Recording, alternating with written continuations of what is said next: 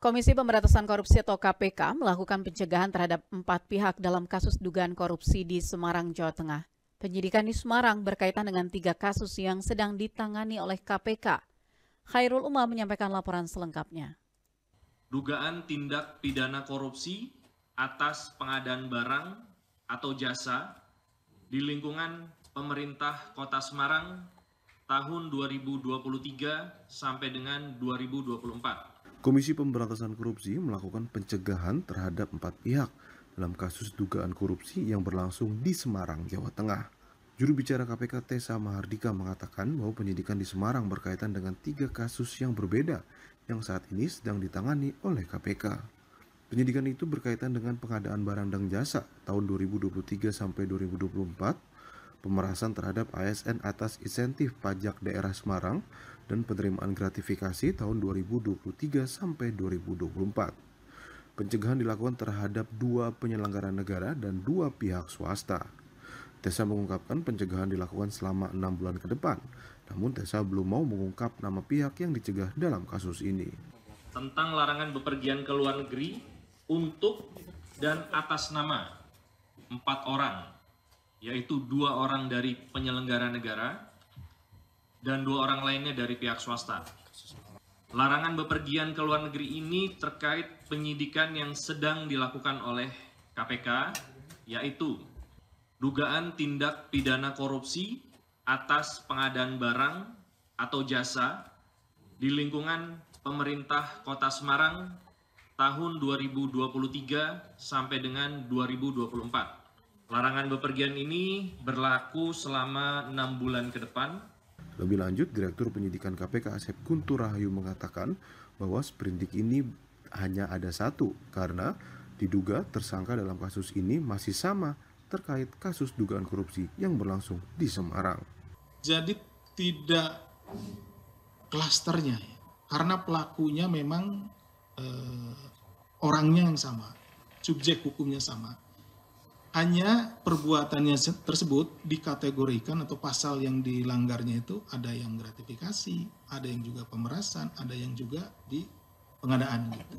Ya, jadi ini tetap nanti satu sprindik kan, dengan tersangkanya orang tersebut atau subjek tersebut, tapi perbuatannya itu melanggar beberapa pasal.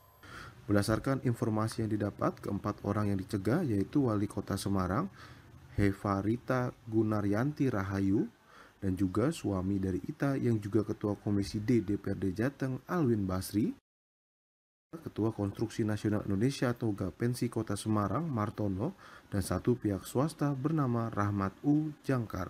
Dari Jakarta, Khairul Umam, Pro 3 RRI terus mengudara untuk Indonesia.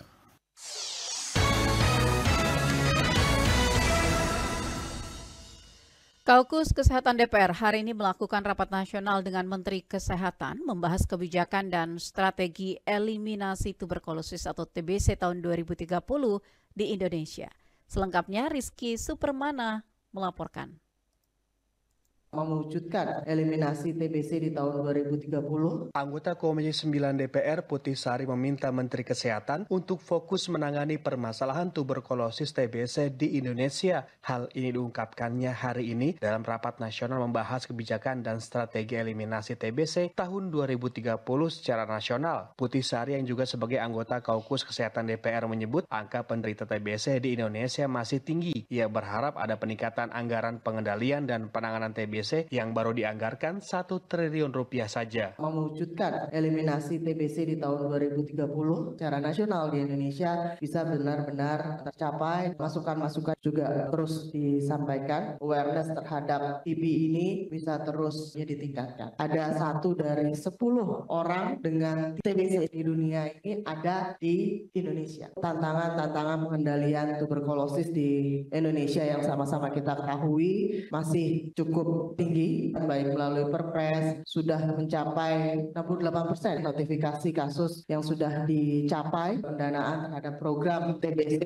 2023 1 triliun, target nasionalnya sebenarnya harusnya 11 triliun. Menteri Kesehatan Budi Gunadi Sadikin menargetkan penurunan kasus tuberkulosis TBC pada 2030 mencapai 80% di Indonesia. Budi Gunadi menjelaskan kebijakan dan strategi eliminasi TBC di Indonesia berdasarkan target yang ditetapkan oleh WHO. Ia berharap jumlah penderita TBC akan turun hingga 100 ribuan di 2030 dari 1 juta kasus di tahun 2022. Bahwa insidensinya harus turun 50%, di 2030 harus turun 80%. Indonesia sekarang kan 130-an ribu per tahun itu yang meninggal. Yang kenanya kan 1.060.000 per tahun. Jadi sekitar 300 insidensi. Jadi kalau kita mau ngejar targetnya WHO, ya kita harus turun ke 163 per 100 ribu penduduk. Jadi kira-kira yang kenanya 500 ribuan per tahun. Dari sekitar 1 juta insidensi. Nah diharapkan di 2030 kita turun insidensi rate-nya 80% dari sekarang. Jadi kalau sekarang kita 1 jutaan itu harus turun ke 200 ribuan. Itu kira-kira target global. Anggota Kaukus Kesehatan DPR Putih Sari menyayangkan Indonesia menempati urutan kedua dari negara dengan kasus TBC terbanyak di dunia. Indonesia di 2022 memiliki kasus TBC mencapai 1.060.000 orang dengan kematian mencapai 134.000 jiwa. Negara posisi pertama kasus TBC terbanyak yaitu India dengan total kasus 2.820.000, kematiannya mencapai 331.000 jiwa. Disusul urutan kedua Indonesia, ketiga Cina, keempat Filipina, kelima Pakistan, keenam Nigeria, ketujuh Bangladesh, dan kedelapan Kongo. Dari gedung DPR, Rizky Supermana Pro 3 RRI terus mengudara untuk Indonesia.